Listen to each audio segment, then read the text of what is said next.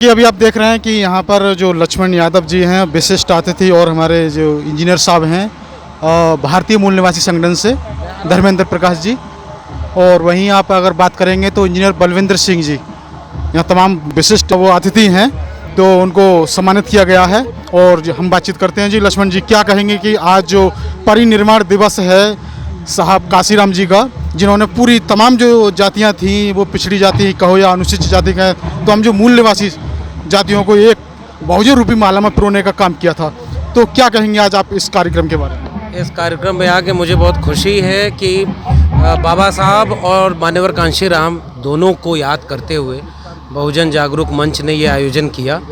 और यहाँ बहुत सारे लोग हैं, मान्यवर कांशीराम के परिवार से जुड़े हुए सदस्य से मुलाकात हुई, तमाम मूल निवासी संगठन और बहुत सारे लोग जो काम कर रहे हैं उन लोगों के साथ मिलकर ये लगता है कि जिस चीज़ के लिए मान्यवर कांशीराम और बाबा साहब ने मेहनत की, आज भी उनके सपने जिंदा हैं, लोग उसके लिए काम कर रहे हैं। तो मैं बहुत खुश हूँ आज के आयोजन से। मुझे ये बताइए कि जैसे कि आज तमाम, जैसे अभी आपने कहा भी था कि नौकरियां छिन गई और रोजगार भी छिन गए, प्राइवेटाइजेशन हो गया, तो इस पर मतलब क्यों, किसकी कमी रही है, कौन जिम्मेदार रहा इसका? देखिए, इस सब का जिम्मेदार तो फिर अल्टीमेटली जनता को ही कह दिया जाएगा कि भाई आपने बोला नहीं, इसलिए वो आए, देश बेच दिए।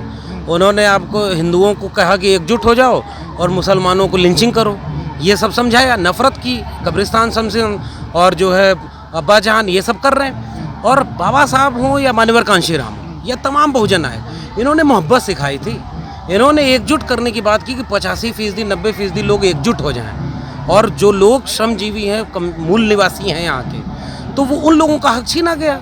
ये देश को इसीलिए बेचा जा रहा है, इस देश की नौकरियां छीनी जा रही हैं, शिक्षा छीनी जा रही है, क्योंकि बहुजन पहली बार पढ़ने लगा था, नौकरी पाने लगा। एक लास्ट सवाल आप बोलते थे कि हमारे जब बच्चों को जो टेलीविज़न होता है या फेसबुक व्हाट्सएप पे रामायण दिखाया जाता है, उनके पास मतलब पहले से भी उन्होंने रामायण दिखाया था जब भी टेलीविज़न आते थे, या पुराने समय में कृष्णा जो भी आपने सीरियल का नाम लिया था, तो उनको हमारे बच्चों को क्यों दिखाया गया, हम क्यों नहीं दिखा पाए अपने जो सीरियल हैं, या क्यों, क्या कमी रही थी? इस सब के पीछे केवल टेलीविज़न का मामला नहीं है, पढ़ाया क्या जाता है विद्यालयों में, ये सब कुछ कौन बना रहा था, सिलेबस कौन बना रहा था, टेलीविज़न पे कौन सा कार्यक्रम आएगा, ये कौन तय कर रहा था? वही 5% परजीवी लोग, वही 5। उसके लिए मीडिया को कहेंगे? मीडिया ही नहीं, पूरे देश को चलाने वाले वही 5% लोग थे, 10% लोग थे, उन्होंने ही सब कुछ किया, इसलिए वो अपने हिसाब का काम कर रहे हैं। जब बाबा साहब के बच्चे अगर देश चलाने में आएंगे तो भारत का संविधान टीवी पर दिखाएंगे, वो तमाम महापुरुषों की जीवनी दिखाएंगे। नहीं, अगर जिस तरह से हमारे उनके पास मीडिया थी, मीडिया के थ्रू वो रामायण हो या कोई से सीरियल दिखा रहे थे, तो क्या हमारे पास अगर मीडिया होती तो हम भी तो दिखा सकते थे? बिल्कुल, मैं वही तो कह रहा हूँ, जैसे आपका चैनल है, आप यहाँ आए ना, यहाँ कोई बड़ा मीडिया नहीं है, लेकिन आप आए क्योंकि आप वैचारिक रूप से जागरूक हैं, समझदार हैं कि यहाँ क्या हो रहा है, उसको कवर करना है। तो आज के समय में क्या करना चाहिए कि आज के समय में मीडिया को बढ़ाना, अपना मीडिया को बढ़ाना चाहिए ना चाहिए? बिल्कुल, हर जगह पर, ये देश हमारे पुरखों ने बनाया, हर जगह पर अपने लोग होने चाहिए, केवल मीडिया ही नहीं, पूरा देश चलाने में हर जगह अपनी हिस्सेदारी चाहिए, यही हमारी लड़ाई होगी। जी। आप क्या कहेंगे इंजीनियर साहब, आज जो पूरा प्रोग्राम हुआ है वसुंधरा बहुजन जागरूक मंच के द्वारा, क्या कहेंगे इस प्रोग्राम? देखिए, आज का प्रोग्राम बहुत ही अच्छा रहा है, और चूँकि मान्यवर कांशीराम जी का आज परिनिर्वाण दिवस यहाँ मनाया गया, तो मान्यवर कांशीराम जी के आदर्शों पे हमें चलना पड़ेगा। और उन्होंने दिया था 1585 का नारा, तो 1585 का नारा यह था कि भाई 15% लोगों ने 85% सब लोगों के जो अधिकार हैं उन्हें हड़प रखा है, तो हमको वापस लेने हैं। और नारा दिया था जिसकी जितनी संख्या भारी उसकी उतनी हिस्सेदारी, तो उस तरह से उन्होंने लड़ाई शुरू की है। तो आज की डेट में क्या हो रहा है कि जो हमारे नेता हैं बहुजन समाज के, वो आपस में ही लड़ रहे हैं, जबकि बाबा साहब अम्बेडकर ने कहा भाई यूनाइट हो। सर मुझे ये बताइए कि वैसे बहुत सारे संगठन हैं, ठीक है, और सभी बाबा साहब के नाम पर ही चलते हैं, मान्यवर साहब काशीराम की बात करें, बाबा साहब की बात करें, जैसे कि आपका भारतीय मूल निवासी संगठन है और भीम सेना है, अंतर्राष्ट्रीय भीम, तमाम संगठन है, तो क्या सबके बाबा साहब अलग हैं उन्हें, मतलब या फिर सब एक ही विचारधारा पर चल रहे हैं, सबको जाना तो एक ही जगह है, मंजिल सबकी एक ही, तो फिर अलग अलग क्यों? देखिए, कारण ये है कि जो हमारे नेतागण हैं उनके भी बहुत कमियां रही हैं। 74 साल हो गए, आज तक कोई नेता यहाँ सत्ता प्राप्त नहीं कर सका, तो नेताओं में बड़ी कमी है, उन्हें अपनी नेता में कमी को सुधारना पड़ेगा और सबको एकजुट होना पड़ेगा। संगठन इसीलिए अलग अलग बनाए गए हैं कि हमारे नेतागण जो है वो तानाशाही हमारे ऊपर ही करते हैं, लड़ना तो चाहिए दुश्मनों से, वो आपस में लड़ रहे हैं। तो हम लोगों ने तो आह्वान किया है कि सारे बहुजन नेताओं को इकट्ठा होकर के इस बहुजन समाज की लड़ाई लड़नी चाहिए। अगर जो इसमें इकट्ठा होने में दिक्कत पैदा कर रहा है जो भी नेता, मैं तो कहता हूँ उसका बहिष्कार होना चाहिए, चाहे नोट मांगने आए, चाहे वोट मांगने आए। धन्यवाद। और वहीं बलविंदर जो हाँ जोगिंदर सिंह जी उपस्थित हैं। जी, क्या कहेंगे आज आप? अब मेन तो ये बात है कि जो साहब कांशीराम जी ने कहा था कि मैंने पार्टी तो बना लिया है, लेकिन बहुजन समाज नहीं बना पाया। जिस समाज की गैर राजनीतिक जड़ें मजबूत नहीं होती, उस समाज की राजनीति भी कामयाब नहीं होती। इसलिए हमें जो समाज की गैर राजनीति की जड़ें हैं उसको मजबूत करना होगा। जी बहुत बहुत धन्यवाद। और वहीं हमारे साथ जोगिंदर जी उपस्थित हैं। जोगिंदर जी, जैसा आज कार्यक्रम आप लोगों ने जो आपने जो आपकी संस्था है वसुंधरा बहुजन जागरूक मंच के माध्यम से ये कार्यक्रम का आपने आयोजन किया था, तो आज जो परिनिर्वाण दिवस है माननीय साहब कांशीराम जी का, तो क्या कहेंगे इसको लेकर? नहीं, हमारा मकसद क्या मतलब जो बाबा साहब को मानते हैं, अम्बेडकरवादी लोग हैं, उनका मकसद यही है कि जो इस तरह के जो समारोह किए जाते हैं वो बाबा साहब के, वे कांशीराम साहब के हमारे महापुरुष हैं, उनकी विचारधारा को एक तरीके से आगे बढ़ाने का काम कर रहे हैं। तो ये हमारी जिम्मेदारी बनती है और अभी इस साल कर हम हर साल करते हैं, आगे भी करते रहेंगे। और हमें ये प्रयास ये है कि हमें ये प्रयास करना चाहिए कि हम आने वाली जनरेशन को, जैसे कि रिले दौड़ होती है ना, रिले दौड़ देखिए ना, हमें 4 लोग होते हैं, तो पहले वाला जो है ना दूसरे वाले को एक डंडी पकड़ा देता है, एक छड़ी होती है, फिर दूसरा वाला तीसरे को पकड़ा देता है। तो अभी हमारी जिम्मेदारी है कि जब तक हम दौड़ रहे हैं तब तक हम दौड़ें, उसके बाद हम आने वाली पीढ़ी को अपनी छड़ी दे दें कि भाई ये लड़ाई अब आपको लड़नी है, ये संघर्ष जो है, ये विचारधारा की जो लड़ाई है, ये आपको आगे बढ़ानी है। जैसा अभी लक्ष्मण जी ने कहा था अपने स्पीच में कि पहले बच्चे रामायण देखते थे और उनको शुरू से उन्हें रामायण, वो राम मंदिर में इसलिए जाएंगे क्योंकि रामायण देखते थे या सीरियल देखते थे, इस तरह के सीरियल आते थे, तो हम लोग क्यों नहीं कर पाए? इसका मतलब हमारी मीडिया कहीं कमज़ोर रही है? नहीं, नेचुरली अभी तो मीडिया तो बहुत दूर की बात है। मीडिया हम तो अभी हम जो है आरक्षण हमें पूरा नहीं मिला है, हमें जो पूरे अधिकार है वो अभी हमें पूरे नहीं मिले हैं। अभी हमारी शिक्षा भी पूरी नहीं हो पा रही है, हमारी जो शिक्षा में आरक्षण है वो पूरा नहीं हो पा रहा है। और इसके बावजूद अब जो स्कॉलरशिप का जो सिस्टम है वो बदल दिया है। पहले एक गरीब आदमी स्कॉलरशिप के बेस पर एडमिशन ले लेता था, अब वो चेंज कर दिया। अब वो ऐसे कर दिया कि अब पहले जो है स्टूडेंट वो फीस जमा कराएगा, उसके बाद जो है गवर्नमेंट उसको मतलब स्कॉलरशिप के रूप में देगी। तो वो गरीब आदमी कहाँ से देगा?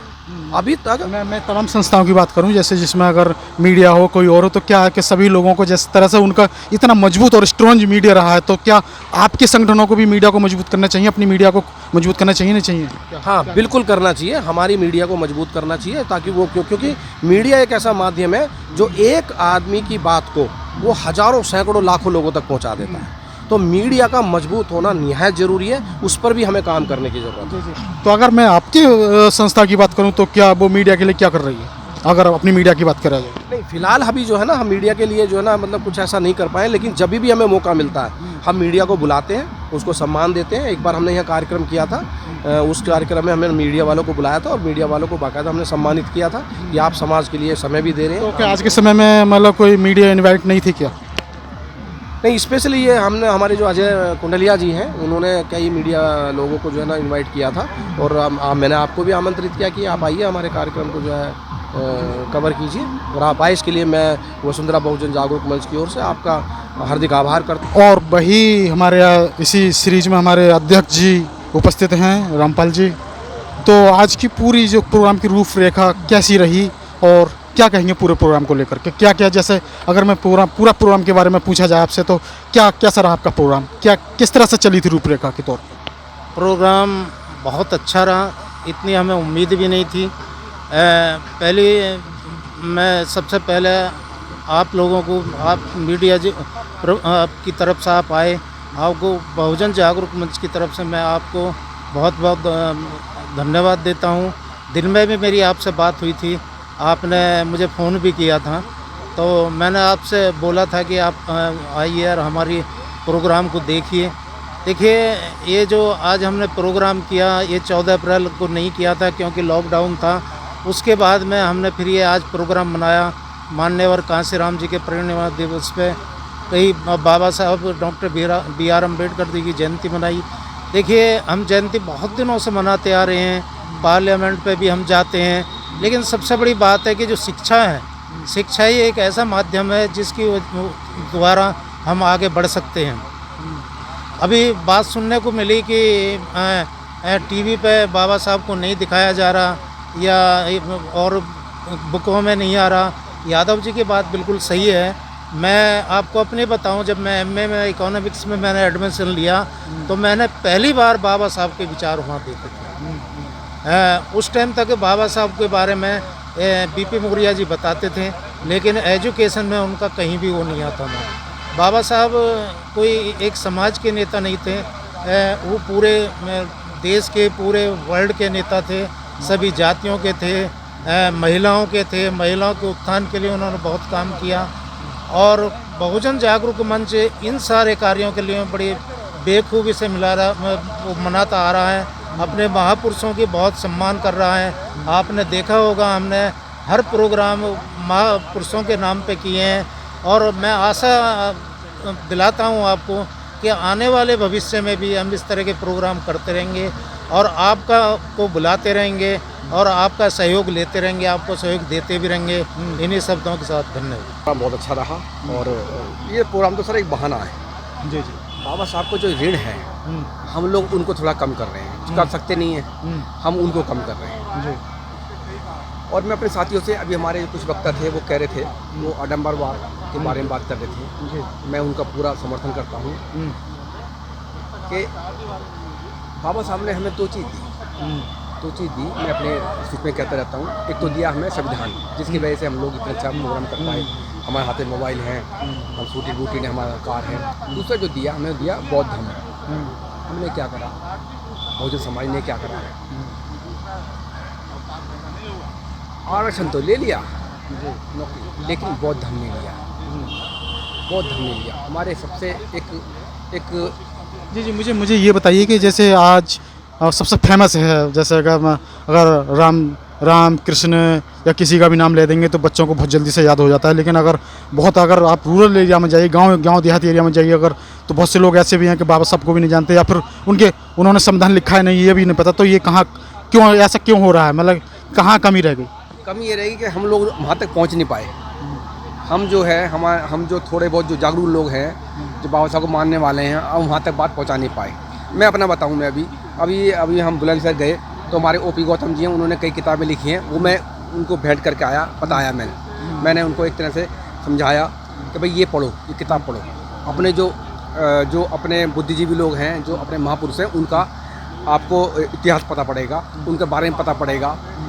तो ये है, अब जागरूक हो रहा है सर, धीरे धीरे हो रहा है।